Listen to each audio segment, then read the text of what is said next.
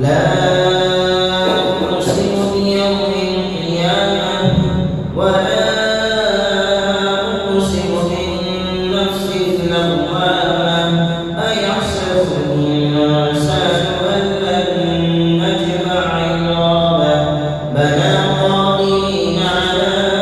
أن نسوي بنانه بل يريد الإنسان ليفجر أمامه يسأل أيان يوم القيامة فإذا برق البصر وخسف القمر وجمع الشمس والقمر يقول الإنسان يومئذ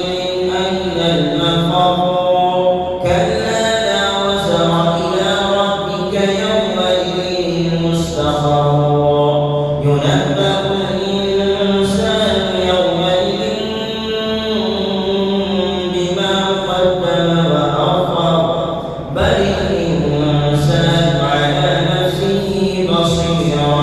ولو ألقى معاذيره لا تحرك به لسانك لتعجل به إن علينا جمعه وقرآنه فإذا قرأناه فاتبع قرآنه ثم إن علينا بيانه كلا بل تحبون العاجلة وتذرون الآخرة وجوه يومئذ ناظرة إلى ربها ناظرة ووجوه يومئذ